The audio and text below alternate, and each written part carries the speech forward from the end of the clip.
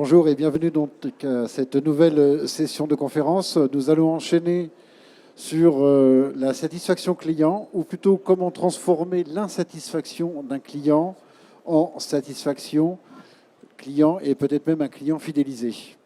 Pour ce faire, nous avons la société Eloquent en la personne d'Alain Bouvray qui est son DG. Bonjour.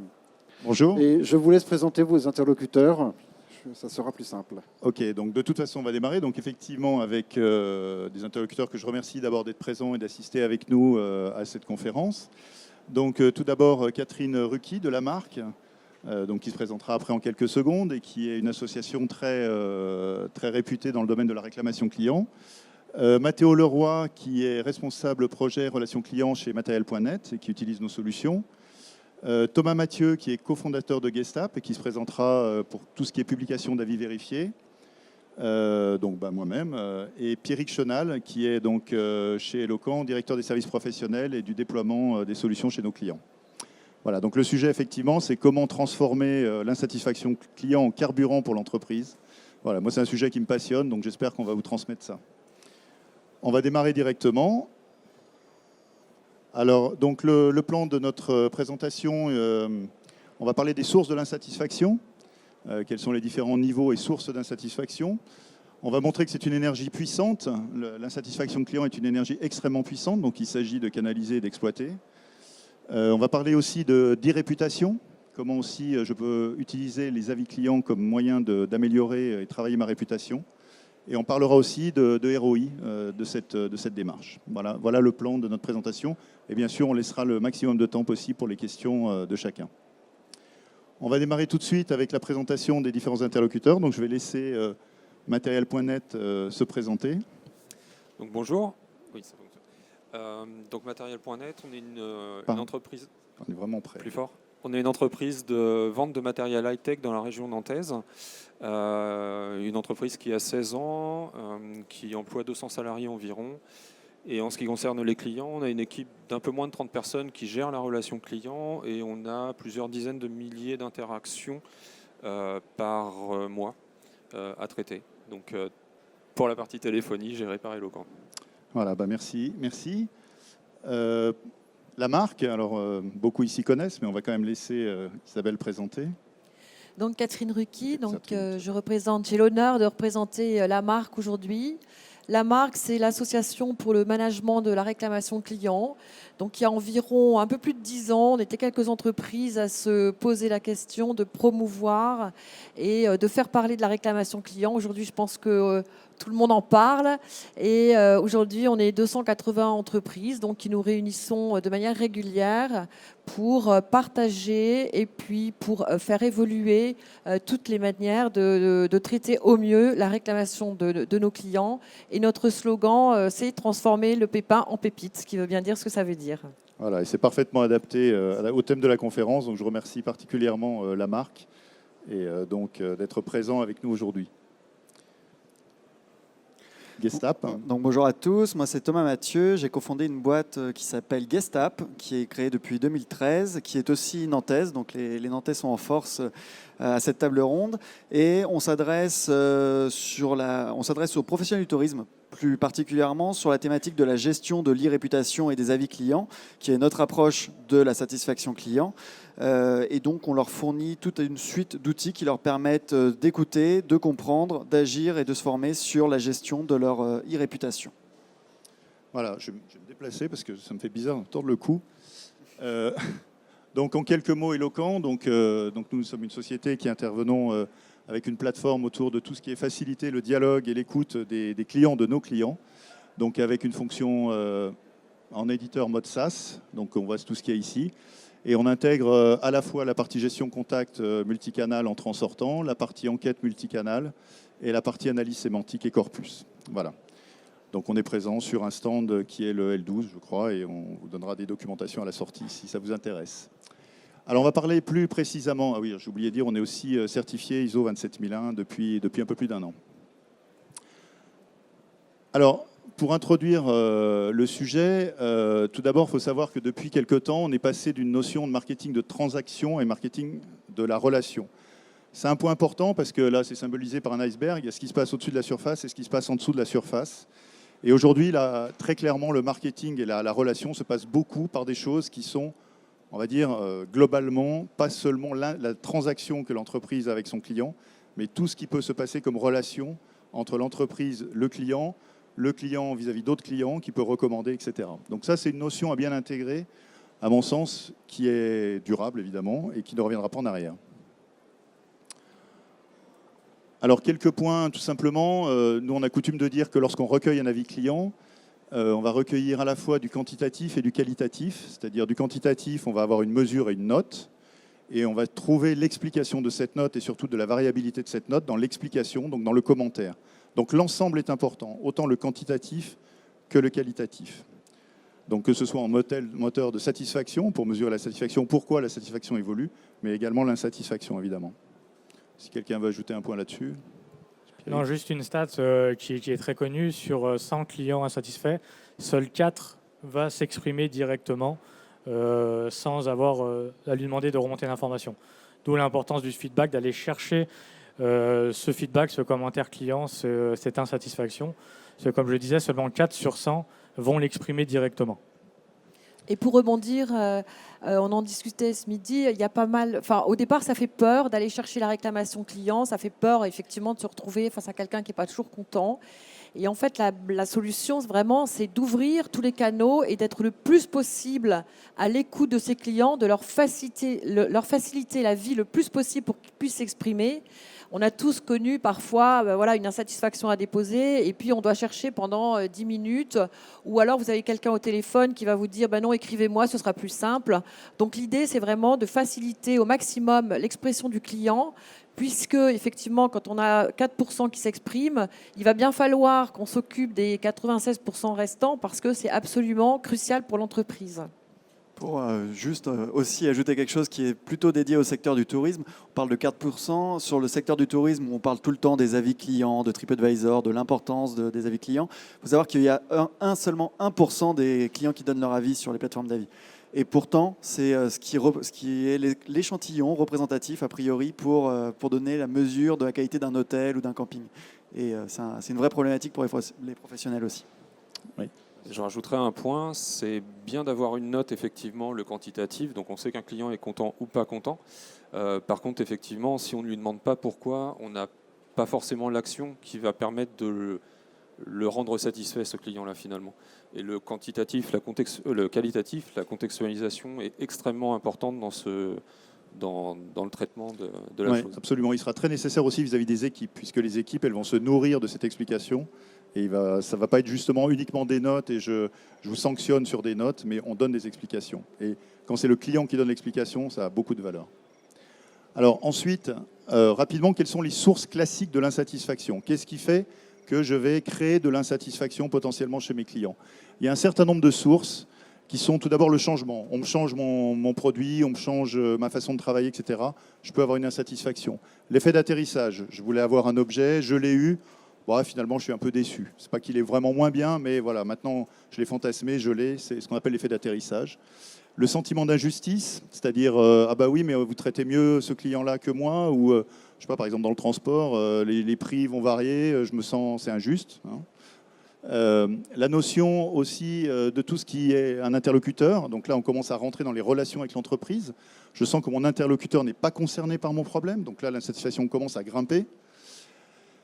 On conteste ma réclamation, on conteste mon insatisfaction, ce n'est pas vraiment admissible. Mais le pire de tout, et c'est le point sans doute le plus important, ce qui est le plus important dans l'insatisfaction, c'est ce qu'on appelle l'absence d'écoute.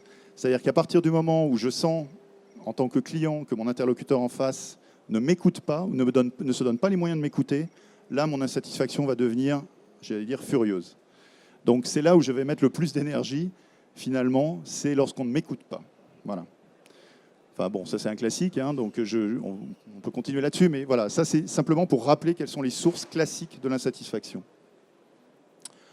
Alors c'est une énergie, comme je l'ai dit, c'est une énergie extrêmement puissante, à savoir qu'en général, l'insatisfaction, on garde beaucoup plus en souvenir nos insatisfactions que nos satisfactions.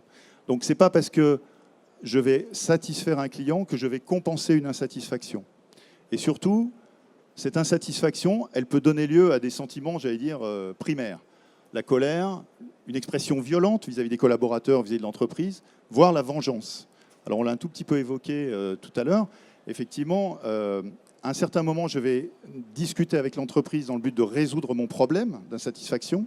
Si j'ai une absence d'écoute, mon attente et ma volonté n'est plus de résoudre le problème, mais de faire mal à l'entreprise. Et ça, aujourd'hui, je peux le faire. Là où il y a 15 ou 20 ans, j'adressais des courriers recommandés, éventuellement j'envoyais un avocat, etc., mais ça me prenait du temps, etc. Mais je n'avais pas beaucoup de pouvoir par rapport à l'entreprise. Aujourd'hui, un client a énormément de pouvoir. Le balancier est complètement retourné. Et aujourd'hui, un client peut facilement se venger s'il a une absence d'écoute. Et son énergie ne va plus la placer dans résoudre son problème, mais il va la passer dans « je dois faire du mal à l'entreprise ». Voilà. Donc ça, c'est un point très très important qu'il faut tenir compte. Et donc, je l'ai déjà dit, effectivement, l'absence de réponse que du problème lui-même. Là, je pense qu'il y a du vécu. C'est des choses qui sont vécues côté Amark. Hein, on peut peut-être laisser le message là-dessus. Oui, effectivement, on rebondit sur toute l'importance d'avoir à écouter un client, quel que soit en fait son niveau d'insatisfaction. On l'a vu, il y a différents niveaux. Le rôle des personnes qui ont en charge la réclamation client est d'accueillir la réclamation, effectivement, quelle que soit son origine, quelle que soit sa nature. On est toujours parfois on a toujours un peu le côté néophyte d'une marque. Hein. C'est pas parce qu'on ne sait pas se servir d'un ordinateur ou c'est pas parce qu'on ne comprend pas comment fonctionne son véhicule qu'on est un abruti. On a bien le droit de demander des explications et on a surtout le droit à l'écoute. Et effectivement, aujourd'hui, c'est ce qu'on disait à l'époque. Enfin, moi, quand j'ai commencé le métier, les gens avaient un peu peur de réclamer. Il fallait pas trop qu'on utilise le mot. Aujourd'hui, le client, c'est son droit. Il a le droit de réclamer. Il exige une réponse. Et si on n'est pas à l'écoute, et si on n'est pas à la hauteur de l'attente qu'il a de sa réponse, il peut effectivement décider de se venger. Et ça va très vite aujourd'hui à détruire la réputation d'une entreprise. Hein. Vous connaissez les moyens sur les réseaux sociaux. Et il y a des personnes aussi qui n'hésitent pas. Moi, j'ai déjà vu des personnes qui écrivaient des banderoles pour venir devant une enseigne de vente, ou des choses comme ça. Donc, il n'y a plus aucun tabou sur la réclamation. Il n'y a plus aucun tabou sur le fait de se mettre en colère.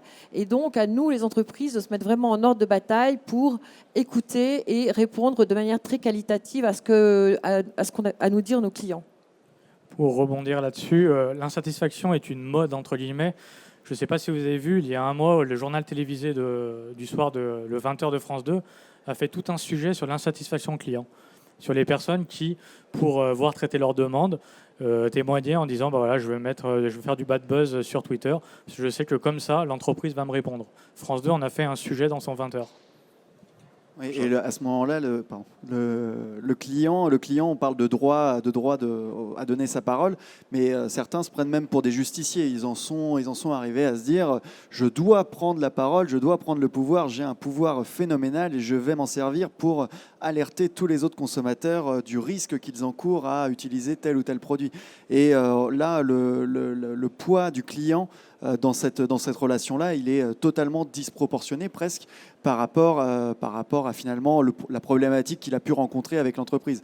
Et effectivement, on en revient au sujet de la considération du client au moment de son insatisfaction et évidemment la manière dont va être géré son problème, parce que finalement le client il va pas juger la prestation au moment où elle se passe bien, mais au moment où il y a un problème. On félicite jamais la SNCF quand les trains sont à l'heure, donc il faut.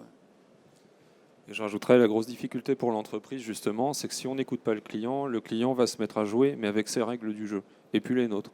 Nous contacter par des canaux qu'on maîtrise moins bien éventuellement, en public évidemment, et c'est là où ça devient très dangereux. Donc il vaut mieux gérer l'insatisfaction dès le début, pour pouvoir justement garder la main sur le dialogue avec le client, plutôt que de laisser pourrir la situation et de prendre des risques bien plus importants au niveau de l'entreprise. Voilà, donc ce sont des points très importants pour comprendre que l'insatisfaction est une énergie qui entoure l'entreprise. Là où auparavant, finalement, c'était quelque chose de relativement, on va dire, diffus et pas très visible, aujourd'hui, c'est une énergie qui entoure l'entreprise. Et si l'entreprise ne fait pas ce qu'il faut pour la capter et l'organiser, et s'en servir, hein, ça va être le deuxième sujet, et s'en servir correctement pour elle-même, eh ben, elle prend des risques, parce que ses concurrents, eux, risquent de le faire. Et là où auparavant, à la limite, tout se passait bien, ça peut devenir très, très, très problématique. Voilà, donc cette notion d'énergie est vraiment importante à comprendre. Alors, un point important qu'il faut... Donc, le deuxième point, c'est dire le client qui est insatisfait, au départ, en tout cas, il faut le voir comme un allié. Donc ce client insatisfait, il me permet d'éclaircir ma proposition, puisqu'il a une réclamation, il a quelque chose qui ne va pas. J'ai intérêt à l'écouter. Il va me dire des choses que moi, peut-être mes équipes ne me disent pas, que l'entreprise n'a pas vu, qu'un concurrent fait, que je ne fais pas, etc. Donc, éclaircir ma proposition, faire réfléchir ma R&D, affiner mon management interne. Donc ça, c'est un point très important, parce que ça veut dire que je peux améliorer des choses avec mes équipes. Nous, on travaille par exemple avec un client, et on va dire tout ce qui est retour client monte à différents niveaux. Au niveau du point de vente, au niveau de la direction régionale, au niveau de la direction nationale. Une information utilisable directement sur le point de vente, c'est par exemple, ah bah tiens, monsieur Intel nous a écrit, parce qu'il n'est pas content, on l'a fait attendre trop longtemps, bah la prochaine fois, il faudrait, alors c'est des gens qui travaillent dans le secteur automobile, par exemple, tu as rendu la voiture de Madame Dupont sale, et ben elle râle, la prochaine fois tu fais attention. Et puis on va refaire un petit mail à Madame Dupont pour s'excuser. Là, j'ai pas besoin que ça remonte à la direction nationale, etc. Ça se gère localement.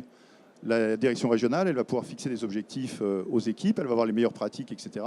Et la direction nationale, elle aura une vision plus stratégique. Donc ça, c'est important, côté management. Et de renforcer le fonds de commerce.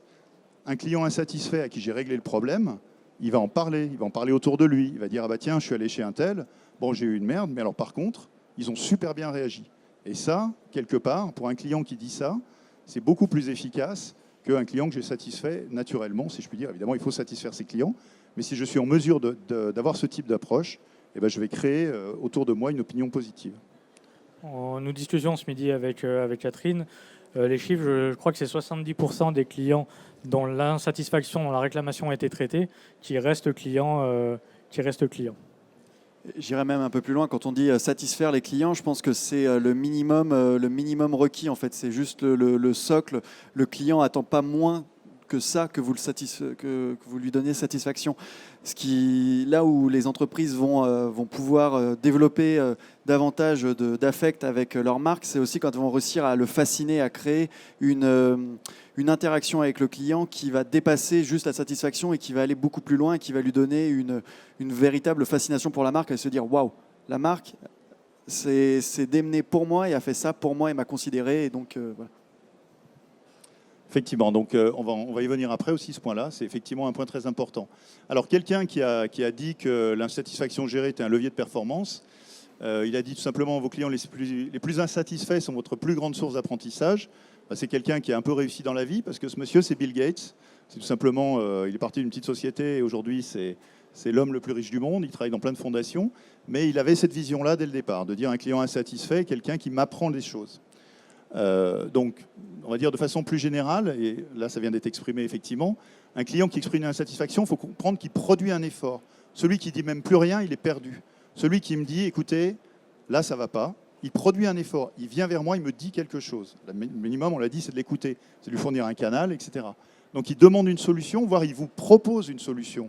C'est-à-dire éventuellement, il vous dit, bah oui, mais là, moi j'aimerais que mon truc, il arrive en 24 heures au lieu de 48, par exemple. Et c'est un moment où il est sensible à l'échange. Alors, ça a été évoqué, et moi, c'est un moment que je trouve extrêmement intéressant dans la vie de l'entreprise avec ses clients, puisque c'est un moment de vérité. C'est le vrai moment où il va y avoir une relation, on va dire, que j'appelle de vérité, de compétence et de décision entre l'entreprise et son client. Et comme ça a été dit, effectivement, c'est un moment où l'entreprise est capable de vraiment montrer ce qu'elle a dans le ventre, si je puis dire. Et donc, c'est un moment précieux. Hein, c'est un moment précieux. Voilà. Je ne sais pas si quelqu'un veut ajouter quelque chose là-dessus. Oui, je rebondis sur le fait un moment précieux parce que on a des entreprises, on a des collaborateurs qui vont avoir des interactions avec les clients. Évidemment, personne n'est parfait. Il se passe tout le temps des petits couacs où parfois on n'est pas à la hauteur de l'attente du client.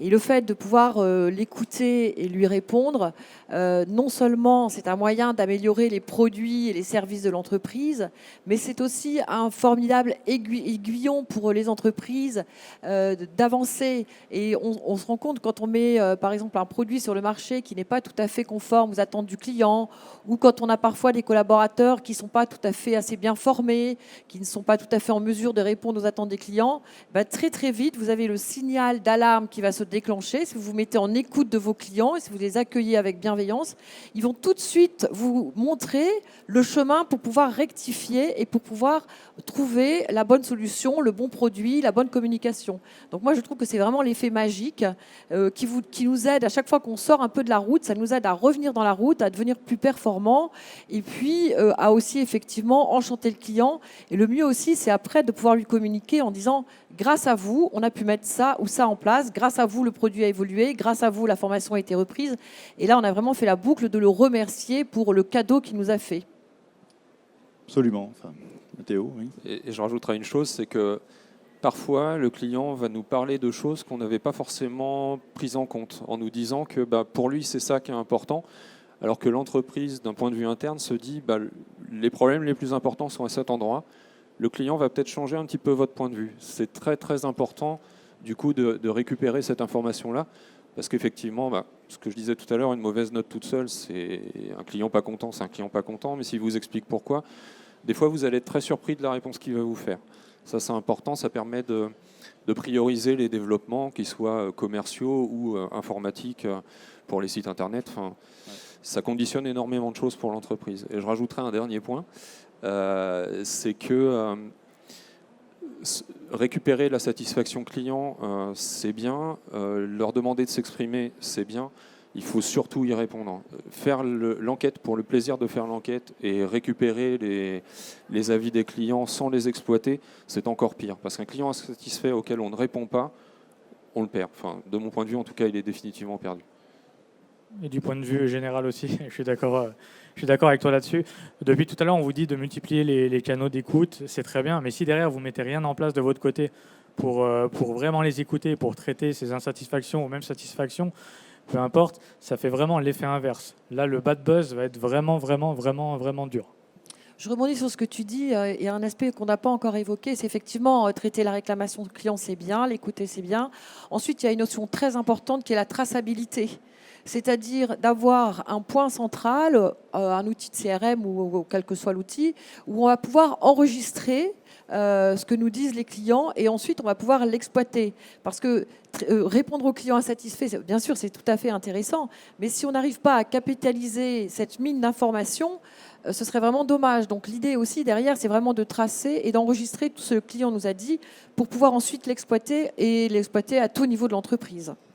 Ouais, je voudrais illustrer justement ce point-là où dans la notion de fasciner le client et d'utiliser la donnée pour lui apporter une valeur ajoutée énorme, j'ai eu l'occasion de voir une scène, j'ai essayé de faire l'anecdote courte, mais je la trouvais très parlante sur ce sujet-là. J'étais dans l'avion, une personne s'assoit à côté de moi, c'était un vol assez long, on commence à échanger rapidement, et il m'explique qu'il a l'habitude de voyager en classe affaires. Évidemment, moi j'étais en classe éco avec lui, là, et il me disait qu'il prenait l'avion 3 à 4 fois par semaine en classe affaires. Je fais bon, ok, donc a priori ça doit être un bon client d'Air France. Et bon, passons, voilà. Et quelques minutes après, il y a une hôtesse qui vient le voir. Vous êtes bien monsieur Untel ? Oui, oui, oui. Non, je vois que vous voyagez même peut-être plus que moi en fait. Et je suis vraiment désolé, on n'a pas pu vous avoir la classe affaires parce qu'en fait, il ne devait plus y avoir de place. Est-ce qu'on peut faire quoi que ce soit pour vous ? Et du coup, là, le sujet, c'est que le client était si bien connu, si bien ciblé, qu'il y a une action sur le terrain qui a été déclenchée. Et c'est quand on arrive, je pense, à ce niveau-là de connaissance de client et d'action terrain qu'on arrive à l'enchanter, à le fasciner. Effectivement, donc ça, c'est vrai que tous les outils tels que ceux qu'on propose, nous, ont ce but-là, c'est de mieux connaître le client et d'arriver à être en temps réel sur la relation qu'on peut avoir avec lui. Et un point qui est important, on l'a évoqué un peu avec les équipes, c'est la notion, nous ce qu'on propose aussi chez Locante, c'est la capacité de faire des enquêtes miroirs. C'est-à-dire de proposer aux équipes elles-mêmes d'évaluer ce que les clients peuvent dire. Ce qui permet de voir en superposant les deux courbes, les points où se sous-estiment, les points où se surestiment les équipes. Donc en termes de management, on va en parler juste après, c'est un point important. Oui, et plus que le miroir, ce qu'on a pu mettre en place avec un de nos clients dans la banque, c'est on demandait aux collaborateurs de satisfaire toujours plus, il faut satisfaire le client, il faut satisfaire le client. Et en fait, on a travaillé avec la banque pour interroger les collaborateurs, pour leur demander, on vous demande toujours plus de satisfaire le client, mais est-ce qu'on vous donne tous les moyens pour satisfaire le client ? Et en fait, de mettre le collaborateur au centre justement de cette satisfaction client a permis à faire remonter des choses du process qui n'allaient pas, donc d'améliorer le process et donc de favoriser derrière la satisfaction client et donc de diminuer l'insatisfaction client. Voilà, ça c'est très important. Donc c'est le troisième point. On a parlé de l'énergie, on parle de la valeur de cette mesure d'insatisfaction. Et le troisième point, c'est l'aspect management, effectivement. Donc comme l'a évoqué Pierrick, effectivement dans les points et dans les solutions qui tournent ça, c'est l'implication des équipes. Pierrick vient de l'évoquer. Donc nos équipes sont aussi en position d'être des clients et d'être éventuellement les clients de ma propre entreprise. Donc on a parlé des enquêtes miroirs. Pierrick a évoqué le fait que les gens puissent s'exprimer.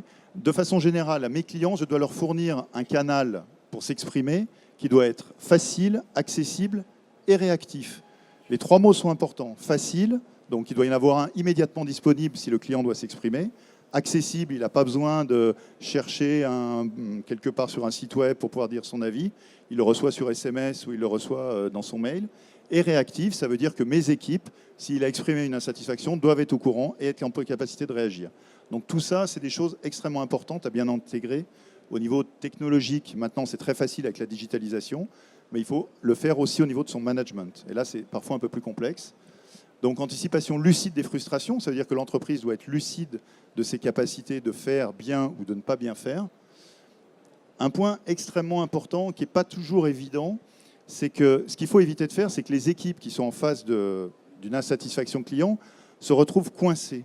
C'est-à-dire coincées entre un management qui leur dit « tu dois dire non au client », c'est le client, tu dois faire des choses, tu dois dire non, et un client qui fait des demandes. C'est une position intenable, il se retrouve pris dans un étau et ça, c'est pas possible. Donc il doit y avoir une autonomie, je dois permettre à mes équipes d'avoir une certaine autonomie de décision pour pouvoir répondre à des insatisfactions. Ça, je pense que les gens de la marque là-dessus, c'est un point extrêmement important et ce qui n'est pas toujours bien géré dans les entreprises aujourd'hui, parce que justement, on change de modèle. Je l'ai dit tout à l'heure, on passe d'un marketing de transaction à un marketing de relation. Ce n'est pas intégré partout. Je rebondis juste sur les équipes, parce que c'est vrai que gérer la réclamation client, c'est un métier passionnant, vraiment passionnant, et on reçoit beaucoup de reconnaissance, mais c'est aussi un métier difficile, parce que c'est vrai qu'on reçoit aussi, on reçoit des pépins, et on doit les transformer en pépites, et le rôle du management, c'est tout à fait important, et pour donner du plaisir, et pour donner envie à nos équipes d'écouter les clients et de gérer leurs demandes, il faut leur donner de l'autonomie. C'est vraiment très, très important. Et il faut leur... Alors évidemment, il y a peut-être des montants d'indemnisation où il faut mettre un seuil et demander un accord. Mais je pense que c'est important qu'ils aient à leur disposition les moyens humains, les moyens matériels et aussi les moyens financiers de pouvoir répondre à une réclamation. Moi, je me souviens d'un cas où on offrait les bons d'achat aux clients et quand le client passait en caisse avec un jour de retard parce que pour son bon d'achat, l'hôtesse de caisse était obligée d'appeler le directeur de magasin pour lui demander s'il était d'accord d'accepter ce bon d'achat. À un moment, on a levé ça et ça a évidemment beaucoup contribué à la satisfaction des clients puisqu'en plus, c'était des bons d'achat qu'on offrait à nos meilleurs clients. Donc vous vous rendez compte un peu, et si le directeur n'était pas là, à ce moment-là, l'hôtesse de caisse, elle demandait au client de revenir 3 jours après quand le directeur serait revenu pour avoir l'accord. Donc ça, c'est invraisemblable. Il faut vraiment que tout le système de management autorise ses collaborateurs à prendre des vraies décisions pour contribuer à la satisfaction des clients. Ouais, ça, c'est une vraie difficulté pour le management. Vous avez des clients insatisfaits. Il faut se poser la question aussi des process, du périmètre de compétences des collaborateurs, du périmètre de responsabilité des collaborateurs avant de vous dire que c'est le collaborateur en question qui a été le problème. C'est le plus facile à faire malheureusement, mais c'est aussi celui qui est le moins productif et de très loin en fait. En général, il y a souvent du process à retravailler derrière pour pouvoir régler cette insatisfaction-là. Évidemment, le conseiller qui était pas de bonne humeur ce jour-là, ça va générer de l'insatisfaction, mais c'est pas la majorité des cas, clairement pas. Et alors un point très important, c'est que, et c'est très humain, c'est très gratifiant de résoudre un problème. Je veux dire, ça fait plaisir le soir quand quelqu'un peut rentrer en disant tiens, j'ai résolu un problème. Donc c'est aussi de la valeur, d'une certaine façon, c'est de la valeur que vous pouvez donner à vos équipes. C'est-à-dire que si l'équipe elle a cette capacité, cette autonomie, comme vous l'exprimiez, de pouvoir dire eh bien voilà, tiens, tu vas pouvoir résoudre des problèmes à tes clients, ça change aussi ma posture que de recevoir des appels et des réclamations et dire bah écoutez, oui, je vais vous passer mon chef. Voilà. Donc de donner de l'autonomie et de donner la capacité aux gens de résoudre des problèmes, vous leur donnez aussi des raisons de venir au boulot, parce que vous leur donnez de la valeur et tout simplement vous les gratifiez d'une certaine manière. D'accord ? Donc ça, c'est un point extrêmement important. Et je pense que le management aujourd'hui, là-dessus, c'est pas évident à gérer parce que c'est effectivement, je pense qu'il y a une transition qui est en train de se faire. J'ai pas dit, oui, posture de combat à cause légitime. C'est important aussi que vos équipes se sentent dans une situation de défendre une cause légitime. C'est-à-dire que si l'entreprise fait des promesses non tenables et des choses comme ça, évidemment, c'est très compliqué pour les gens qui sont face aux clients. Alors, on va parler aussi d'un autre usage. Donc, on a parlé, alors, je suis désolé, on parle très vite, mais l'aspect management est très important. Un autre usage donc, du recueil et du feedback de la vie client en permanence, ça va être de s'en servir comme une autre énergie pour alimenter un autre moteur, qui est le moteur de la communication. Donc, il y a le moteur du management, amélioration de mes produits, amélioration de mes processus, mais aussi amélioration de ma communication. Donc, c'est pour ça qu'on va laisser aussi là-dessus parler Mathieu, si quelques mots là-dessus. Ouais. Alors oui, donc une slide avec 45% des faux avis qui sont faux sur Internet, qui est volontairement provocante. L'idée, c'est de partir du principe que dans 93-94% des cas, les internautes vont faire confiance aux avis en ligne, et pour autant, 45% d'entre eux seraient faux selon la Directe. Et pourquoi est-ce qu'il y a autant de faux avis ? D'abord parce qu'il y a la possibilité de faire de faux avis sur le web de manière très simple. Vous tapez faux avis, achat de faux avis un peu partout sur Internet, vous trouverez très facilement des méthodes pour le faire. Pourquoi ? Parce qu'aujourd'hui, les méthodes de captation d'avis, je ne vais pas détailler beaucoup plus là-dessus parce que c'est un autre sujet, mais les méthodes de captation d'avis sont très largement facilement manipulables, et que de ce fait, on peut très simplement aller acheter une armée d'avis à Madagascar ou ailleurs pour enrichir son e-réputation. Pourquoi aussi ? Parce qu'on a des conflits d'intérêts, des gens qui sont salariés de l'entreprise, des gens qui sont concurrents, des gens qui ont un lien quelque part avec l'entreprise et qui donc vont aller laisser de faux avis. Et donc derrière, l'idée, je pense que tu es arrivé sur la deuxième slide, voilà, c'est comment amener un peu de réalité là-dedans et comment faire en sorte de vérifier les avis. Alors, il n'y a pas une recette miracle parce que clairement, je peux même commencer par la fin de la slide, le risque zéro, il n'existe pas. Il y aura toujours des faux avis. Il n'y a pas de moyen miracle pour ne pas avoir de faux avis. En revanche, il y a des moyens d'éliminer le doute et de restreindre la capacité qu'a le consommateur ou le professionnel lui-même à générer de faux avis à propos de son, dans mon cas, dans le tourisme, de son établissement, mais plus généralement de sa marque. Et donc le premier point d'abord, c'est évidemment d'avoir une méthode fiable d'identification de l'auteur de l'avis. L'idée étant d'associer le plus possible l'auteur d'un avis à une expérience de consommation précise, en validant avec le process d'achat par exemple. Le fait de comparer un maximum de données. On a beaucoup de signaux de données un petit peu éparpillés partout dans le process d'achat d'un client. Le fait de centraliser ces données permet, en les triant, en les comparant, d'obtenir une meilleure certitude de la qualité des avis. Et évidemment, dans la mesure du possible, et là c'est très idyllique, mais la possibilité d'une modération humaine qui permet aussi de restreindre le degré de faux avis. Je pense qu'on peut passer ensuite au suivant. Et du coup, l'idée, une fois qu'on est parti de là et qu'on a réussi à capter de véritables avis qui sont donc vérifiés, c'est comment est-ce que je peux m'en servir comme un canal de communication et l'utiliser là, dans cet exemple-là, dans ma communication sur le web, en affichant et en associant le nom de ma marque dans les moteurs de recherche à des avis consommateurs qui sont fiables et vérifiés. Donc là, l'idée, c'est, dans ce cas précis, c'est d'utiliser ce que Google appelle les extraits enrichis, qui permettent tout simplement d'avoir des petites étoiles jaunes en dessous des résultats de recherche. Et l'idée, c'est que quand on a ce type d'affichage dans les résultats de recherche, on va attirer beaucoup plus le visiteur qui va voir 3, 4, 5 résultats, qui va du moins considérer 3, 4, 5 résultats dans sa lecture de la page de la recherche, et qui va naturellement être beaucoup plus attiré par le résultat de recherche qui comportera ce type de format enrichi, parce qu'il va avoir une donnée complémentaire, une donnée différenciante qui va rassurer le consommateur au moment de sa première décision, qui est juste choisir le lien dans lequel il clique sur le moteur de recherche.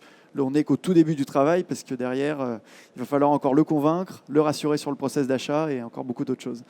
Voilà, donc ça ce sont... Encore une fois, on n'a pas le temps de montrer tous ces aspects-là, mais retenez ça, c'est-à-dire recueillir du feedback client, ça va servir à plein de choses. C'est de l'énergie, c'est un carburant qui va alimenter aussi ce moteur-là, qui est de plus en plus important pour les entreprises. Donc ça, c'est vraiment important de considérer que si je mets en place du recueil d'avis à chaud, je vais m'en servir pour plein de choses. Ce n'est pas seulement pour faire comme les copains, c'est vraiment de l'énergie pour mon entreprise. Alors, un point, parce que bon, j'avais fait ce tableau il y a quelques temps, c'était un des ingénieurs commerciaux d'Eloquent qui me dit, écoute, le responsable qualité d'une société est convaincu, mais il doit présenter à son comité de direction le process de recueil d'avis à chaud. Le problème, c'est qu'on lui demande le ROI. Et il veut absolument, il faut qu'on lui donne un chiffre pour savoir pourquoi il a intérêt à passer chez nous pour une méthode de recueil d'avis à chaud. Alors j'ai fait un petit tableau très simple. Je dis finalement, à quoi ça sert de faire ce type de process? C'est tout simplement éviter que des clients me quittent. Et combien ça me coûte un client qui me quitte? C'est très simple, il suffit de prendre le nombre de ciblés que je vais toucher par an. On fait une estimation du taux de réponse classique. Là-dessus, nous, on a des benchmarks. Le taux de clients insatisfaits, là c'est un exemple très, très basique, mais mettons en moyenne, j'ai 20% de clients insatisfaits. C'est vraiment une moyenne tout à fait standard, basique. Ce qu'on sait par contre, qui est un point important à retenir, c'est que 2/3, là on a mis 70%, mais 2/3 des clients insatisfaits à qui j'apporte que je détecte et à qui j'apporte une solution, vont rester clients. Ça, c'est un point clé. Donc mes 2/3 de ces clients, je les considère. Et donc, je mets en face combien me coûte d'acquisition un client nouveau. Ça, c'est facile. Je prends mon budget marketing d'acquisition et de prospection et je le divise par mon nombre de clients nouveaux chaque année. Et combien me rapporte un client chaque année? Là, je prends mon chiffre d'affaires, je le divise par mon nombre de clients. Je mélange tout ça et à la fin, j'obtiens combien de clients j'ai pu conserver et combien ces gens-là me font de chiffre d'affaires, combien j'ai pu éviter d'en gagner de nouveaux, combien j'ai évité justement, mon budget marketing a pu servir à acquérir des clients en plus. Et globalement, combien me coûte mon process d'enquête à chaud. Donc là, on a pris un exemple, le prenez pas pour argent comptant, mais le process est très simple. Et donc finalement, on s'aperçoit assez vite que selon les entreprises, selon les cas, éviter de perdre des clients, c'est quand même la base de l'entreprise et que si elle se donne les moyens de le faire et qu'elle le mesure, fatalement, elle va gagner de l'argent. Voilà. Donc ça, c'est un tableau qu'on peut compléter. Pierrick, si vous voulez quelques chiffres moyens, le coût de fidélisation d'un client est de 15 € et le coût d'acquisition d'un client est de 100 €. Le ratio est vite fait. Oui, voilà. Donc ça c'est des chiffres classiques, vous les trouverez, vous pouvez venir chez nous, on a des tas de choses là-dessus. Mais l'idée, c'était tout simplement de... Alors ça a marché, depuis le client est client chez nous, donc voilà. Donc a priori, le tableau a fonctionné.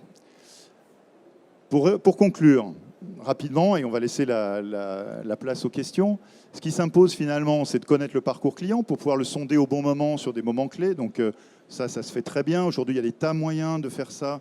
Et nous, on peut proposer des solutions pour sonder de différentes manières, à différents moments. Ce qui a changé par rapport aux, entre guillemets, méthodes traditionnelles d'enquête, c'est que je ne fais plus une grande enquête de SAT par an. Je fais une enquête où je cible un moment clé avec quelques questions clés pour maximiser le taux de réponse, pour avoir des réponses pertinentes, etc. Donc capturer le retour client au bon moment, agir au moment clé, c'est-à-dire tout ce qui est important, c'est que derrière toutes mes informations, je vais m'en servir pour alimenter mes équipes au niveau management, on l'a dit, pour répondre aux clients, etc. Et puis engager mes équipes. Donc c'est un cercle assez simple, mais qui permet de se dire finalement c'est quoi mon objectif. Je connais le client, je lui réponds mieux, j'engage mes équipes, etc. Donc voilà. Aussi, moi, ce que je veux ajouter, c'est vous rassurer. Là, depuis tout à l'heure, on parle négatif, des clients insatisfaits, des clients insatisfaits. Mais nous, ce qu'on conseille à nos clients, on essaie de les convaincre du fait, ça fait peur de dire « Ah, mais si je mets un feedback à chaud, des retours des insatisfaits à chaud, je ne vais pas avoir le temps de tout traiter, etc. » Mais globalement, si vous existez, c'est que vous avez plus de clients satisfaits que d'insatisfaits. Donc le nombre de traitements par jour d'insatisfaction, de réclamation, n'est pas si important que ça. Et plus vous allez déléguer ce traitement de l'insatisfaction, par exemple, si vous faites une étude nationale, vous dites j'ai X points de vente, mes insatisfaits, je vais les faire traiter par les directeurs de chaque région. Voilà, vous divisez le nombre de traitements par personne et donc l'efficacité du traitement. Donc là où je veux vous rassurer, c'est que globalement, c'est jouable. Puis rien ne fait plus peur que ce qu'on ne connaît pas. Donc le fait de connaître, déjà, ça rassure en soi. Écoutez, voilà, je crois qu'on a été vite, on tient à peu près les temps. Il nous reste 10 minutes à peu près pour des questions et des réponses. Donc je vous invite à poser des questions sur ce qu'on vous a dit, s'il y a des choses qui ne sont pas claires, si vous voulez préciser des choses. On n'a pas, encore une fois, voulu vous montrer de produits, ça on peut le faire sur le stand. C'est vraiment vous sensibiliser à cette notion d'insatisfaction client. Et juste un dernier petit chiffre avant de vous laisser la parole. On a mis ça en place il y a 3 ans avec un client, il avait un NPS très très bon. En 3 ans, on a fait plus 20 sur son NPS. Merci beaucoup. Donc effectivement, si vous avez des questions, l'un des interlocuteurs et notre interlocutrice, n'hésitez pas. Sinon, vous pouvez de toute façon retrouver Eloquent sur le stand L13, mais comme ces personnes sont là, donc n'hésitez pas si vous avez des questions. Ou sur la mise en place, par exemple. Oui. Merci.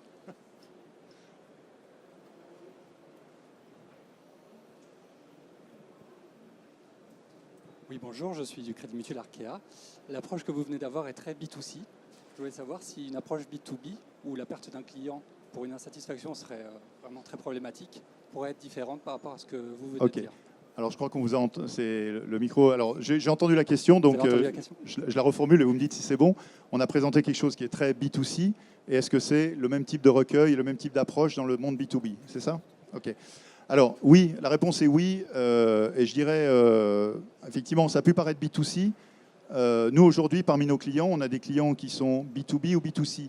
Je dirais que la différence, elle n'est pas tant sur le B2B ou B2C. Pour moi, il y a une différence aussi qui est assez importante sur le type de produit. Si je prends un industriel, même un fournisseur de voitures qui va être B2C, mais c'est un industriel, l'expérience client, il va la vivre aussi à travers le produit lui-même.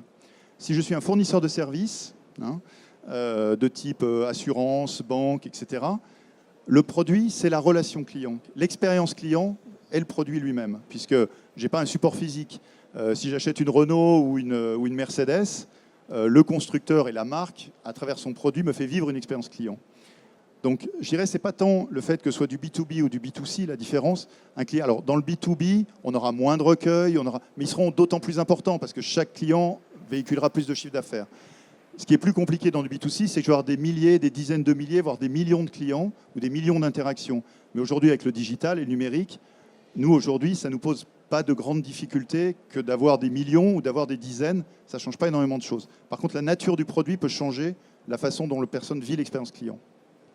Moi, je voudrais dire, pour vous répondre, moi, je gère des réclamations clients, donc B2C et B2B, puisque j'ai affaire à 2 types de clients différents.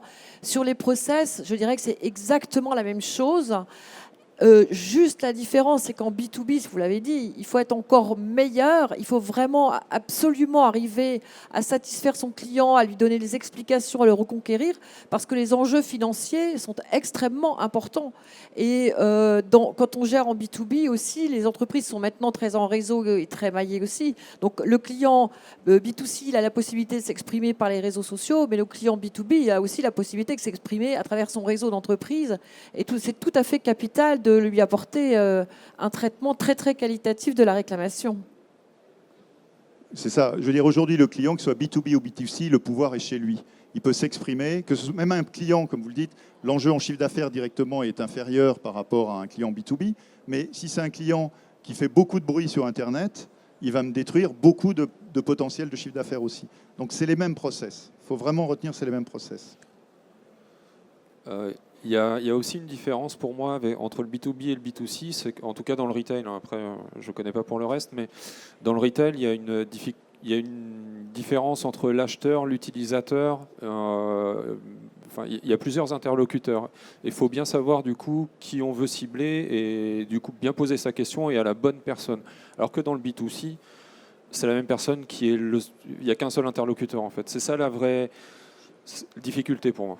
C'est le parcours client. Connaître le parcours client, là, effectivement, dans le B2B, sera encore plus important. Est-ce qu'il y a d'autres questions? Non? Pas d'autres remarques? En tout cas, alors, je vais juste remercier encore nos interlocuteurs. On a déjeuné ensemble. Moi, j'ai trouvé ça super agréable. On a bien échangé. Je crois qu'on est tous passionnés par ce qu'on fait. Donc, en tout cas, merci à tous, notamment aussi les Nantais qui viennent de Nantes exprès. Donc, c'est pour ça, si vous avez des questions, n'hésitez pas. Je pense qu'on est tous prêts à y répondre, avec plaisir. Non. Toujours pas. Bon, ben,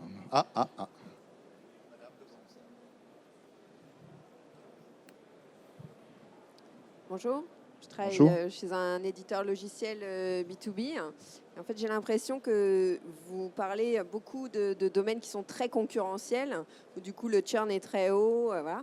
Il existe des marchés où, que ce soit les marchés publics ou certains marchés où on a la chance d'avoir des clients très captifs et où du coup le churn n'est pas un argument et où le business se fait très facilement même si on n'a pas de satisfaction des clients ou alors sur du Bravo. très long terme. Ouais, ouais. Dans ces cas-là, comment fait-on parce que le ROI il est plus difficile à convaincre, parce que la direction elle est peut-être plus investie dans le business que dans la satisfaction client. Quel conseil vous donneriez? Alors, moi, il y a quelqu'un avec qui je travaille souvent qui s'appelle Daniel Rey, je ne sais pas s'il y en a qui doivent le connaître, c'est quelqu'un qui a écrit des bouquins sur la satisfaction client. Il parle de ces marchés, entre guillemets, captifs. Ce qu'il faut savoir, c'est que vous avez raison, c'est-à-dire que ces gens-là, ils vont retenir jusqu'à un certain moment. Mais c'est comme un élastique. Parce que, en revanche, vous dites, on les tient, et de toute façon, bah voilà, ils sont là pour le long terme.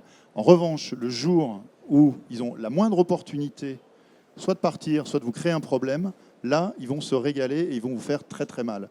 Donc, c'est pas forcément une attitude. Je comprends de dire, on a moins besoin, nos clients de toute façon on les tient, on les connaît. Je dirais que c'est une attitude pré-20e siècle pour beaucoup d'entreprises, parce que même des entreprises qui auparavant étaient dans le B2C avaient cette attitude-là, de se dire de toute façon nos clients, avant qu'ils fassent du bruit, avant qu'ils râlent, ils vont déjà nous envoyer des lettres recommandées, etc. Aujourd'hui, ça c'est fini pour plein de secteurs, mais je ne crois pas qu'il y ait vraiment de secteurs, enfin j'en connais pas vraiment, qui soient à l'abri du fait qu'un client, le jour où il veut faire mal, il peut faire très mal, et là vous lui donnez une bonne raison au moment où il a la moindre opportunité, soit de vous quitter, ça c'est le meilleur des cas, soit de faire pire et de provoquer ce qu'on appelle une vrille, c'est-à-dire soit un aspect juridique, soit un aspect, etc. Et donc aujourd'hui, tout le monde, comme on l'a dit tout à l'heure, tout le monde se sent ce pouvoir-là. Et je sais pas dans quel secteur vous êtes, mais c'est difficile d'imaginer un secteur où le client dise moi, de toute façon, j'ai pas le choix, je vais travailler qu'avec lui, quoi. Enfin, à mon avis, ça devient très très compliqué. On travaille aussi avec des administrations publiques, et la relation citoyen commence à prendre la même. Je veux dire, si j'habite dans une ville, quelque part, je suis un peu dans cette situation-là. Mais aujourd'hui, de plus en plus de communes, et c'est pas pour des raisons politiques, c'est vraiment dans le cadre d'une relation avec leurs citoyens, commencent à mettre en place des outils digitaux de relations citoyens. Et j'y crois beaucoup pour notre avenir à nous, de pouvoir instituer ce genre de choses. Donc moi, je pense que, en plus, c'est une démarche vertueuse vis-à-vis de vos équipes. Je l'ai dit aussi, vous voyez, indépendamment du risque de perte client, c'est une démarche vertueuse, ça gratifie vos équipes, sans avoir à leur verser de salaire, si je veux être un peu cynique. Voilà. Et pour enrichir aussi là-dessus, s'il y a bien un secteur qui pensait ça, c'est les taxis. Ils pensaient que leur clientèle était totalement captive. Nos amis les hôteliers aussi le pensaient. Il y en a beaucoup qui le pensaient. La SNCF avec Voyage SNCF le pensait. Il y a Capitaine Train qui arrive. Enfin, il y a beaucoup de secteurs qui pensent avoir des clients captifs, et finalement il y a toujours un acteur qui arrive, qui déboule là-dedans et qui vient apporter une réponse à tous les clients qui étaient insatisfaits. Typiquement, le cas des taxis, je pense que c'est assez symptomatique d'une problématique client qui n'a jamais été traitée, parce que comme il y avait une situation de monopole et d'absence de concurrence sérieuse et crédible, finalement, il n'y avait pas d'effort fait pour étudier le client et savoir s'il était satisfait. De toute façon, il y en aura un autre qui va monter à la prochaine gare, donc ce n'était pas vraiment un problème. Aujourd'hui, je pense que ça commence à être un petit sujet, quelque part un peu chaud pour eux. Effectivement, c'est une bonne remarque. Moi, je viens souvent à Paris. Enfin, le siège Eloquent est à Grenoble et on a une agence à Paris, donc on travaille beaucoup avec Paris. Et je dois dire, ma relation avec les taxis a beaucoup changé depuis 2 ans. Je n'ai pas de relation avec les taxis. Autre question? Oui, allez-y. Une fois qu'il y a cette prise de conscience dans l'entreprise, vous estimez qu'il y a un délai raisonnable pour bouger les lignes, revoir les process, améliorer les produits, former les équipes, faire que tout le monde soit dans le bon mindset? C'est 3 ans? Alors, ça va dépendre des entreprises, ça dépend beaucoup du management. Très honnêtement, alors, un point très important, c'est effectivement, il faut le préparer. Alors là, je vais me tirer une balle dans le pied. La techno n'est n'est qu'un élément du process, mais aujourd'hui, la techno n'est plus le problème. Je veux dire, que ce soit nos solutions, c'est pas un problème. On saura résoudre les problèmes techniques, la relation avec le CRM, tous ces trucs-là. Ça pose plus de problème. En revanche, le management, l'adaptabilité des équipes, les formations, ça effectivement c'est clé. Je dois dire chez nous, enfin, on accompagne vraiment nos clients là-dessus.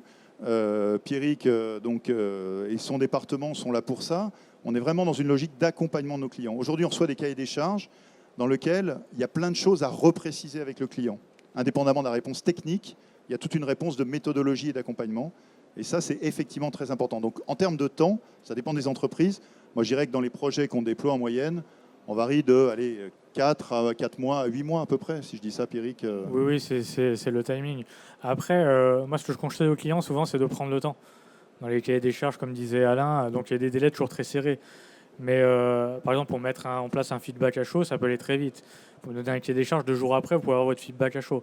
Mais si derrière, comme disait Alain, ce n'est pas préparé chez vous, vous n'avez pas de moyens derrière, ça va tomber aussi vite que c'est arrivé. Donc, il vaut mieux prendre un peu le temps et de mettre quelque chose en place fiable qui va être pérenne que d'aller vite. Voilà. Moi, c'est le conseil que je dis, c'est bien prendre le temps pour que toute l'entreprise adhère au projet. Exactement. Et vous n'aurez pas 50 chances. Je vais donner j'ai vu des cas, moi, où des gens mettaient en place des enquêtes de satisfaction, non pas pour savoir ce qui se passait avec leurs clients, mais pour fouetter leurs équipes. C'est-à-dire, ils servaient des informations qui remontaient pour mettre des indicateurs et dire vous êtes bon, vous n'êtes pas bon, vous êtes meilleur qu'eux, etc. Ils s'en servaient comme un moyen de pression sur leurs équipes. Un exemple, dans la distribution, où on a mis en place ce feedback à chaud avec un client, le client voulait aller très vite. Donc, dans un mois après, ça devait être en place. Donc, nous, on a stoppé et pendant 6 mois, qu'est-ce qu'on a fait ? On a fait le tour des points de vente en France de ce client-là pour faire adhérer les gens qui allaient saisir, par exemple, les coordonnées, les emails de leurs clients. Parce que si ces gens-là n'adhéraient pas au projet, tout le dispositif de feedback ne servait à rien parce qu'il n'allait pas avoir de feedback, on n'allait pas savoir à qui l'envoyer. Ou au pire, on aurait de la fraude. On a de la fraude. Ou de la fraude. Le but, c'était vraiment de faire adhérer les personnes qui étaient en contact avec les clients, comme disait Alain, pour leur montrer que ce n'était pas l'enquête n'était pas un moyen de flicage, mais vraiment un moyen de pilotage managérial pour eux, pour leur montrer toute l'aide au quotidien pour piloter leurs équipes que le dispositif allait avoir. En gros, ce que leur donnait, c'était une chance. Ce n'était pas une contrainte. Oula.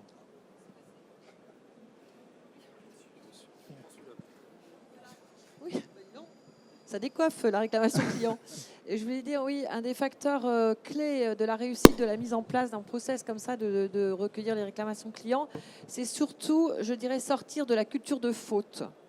C'est vraiment s'inspirer de ça, ne pas jeter la pierre à celui qui a fait l'erreur, ni à celui qui a fait le mauvais produit ou le mauvais service. C'est vraiment de le voir en positif comme un axe de développement, d'amélioration, de formation. Parce qu'effectivement, si on part de la culture de faute pour sanctionner, là, c'est fini. Il n'y a personne qui va adhérer au projet. Et je dirais aussi que le plus important là-dedans, c'est la parole de la direction, forcément, parce que c'est le directeur général, le patron des ventes, le patron des achats, enfin je ne sais qui va emmener le discours et qui va arriver à emmener ses équipes derrière lui. C'est vraiment ça qui est très important, l'exemplarité du patron. On a assisté à la marque il n'y a pas très longtemps à une conférence. Le directeur général, il vient dans le bureau de la relation client, de la réclamation client. Il vient écouter les clients au téléphone et il vient traiter lui-même des réclamations clients. Donc avec une valeur d'exemple comme ça, toute l'entreprise est embarquée. C'est ça. Plus c'est porté par la direction, plus les équipes vont adhérer et plus votre process va marcher. Il y a vraiment l'importance de la hiérarchie. Puis il y a une deuxième chose, c'est qu'en fait, la mesure de la satisfaction, on peut la faire à plein d'endroits du parcours client. Si vous avez peur que ça prenne du temps, commencez simple. Nous, par exemple, on a commencé un appel, une enquête. Un appel, une enquête. C'est assez simple. Ça permet déjà de voir comment est-ce que les équipes prennent la chose, de pouvoir impliquer la hiérarchie et puis de ne pas en faire tout un péplum parce qu'effectivement, sinon, ça peut durer des années et des années. Et je pense même parfois pour accoucher sur rien du tout. Donc, y aller étape par étape, ça peut très bien se construire dans la durée, mais pour moi, il faut commencer assez simple finalement. Et surtout, je vais aller contre ma paroisse, sortez de l'indicateur quanti en tant que tel. Je veux dire, pendant des années, par tous les instituts où je suis passé, c'était que des indicateurs quanti. Ouais, cool, ce mois, on est passé de 7,4 à 7,5. Cool, c'est bien. Mais pourquoi ? Comment ? On n'avait aucune indication sur le pourquoi. Donc l'indicateur en tant que tel, la notion d'indicateur ne veut rien dire s'il n'est pas partagé par l'entreprise, s'il n'est pas traité en tant qu'évolution. Alors moi, je préfère, ce que je conseille aux clients, je préfère que vous partiez de 6 et arriviez à 7,4 que vous partiez de 9, arriver à 7,5. 7,5 est mieux de 7,4, mais sur un, vous êtes sur une tendance négative et sur l'autre, vous êtes sur une tendance positive. Donc l'indicateur quanti en tant que tel ne veut rien dire s'il n'est pas expliqué et s'il n'est pas partagé par tout le monde.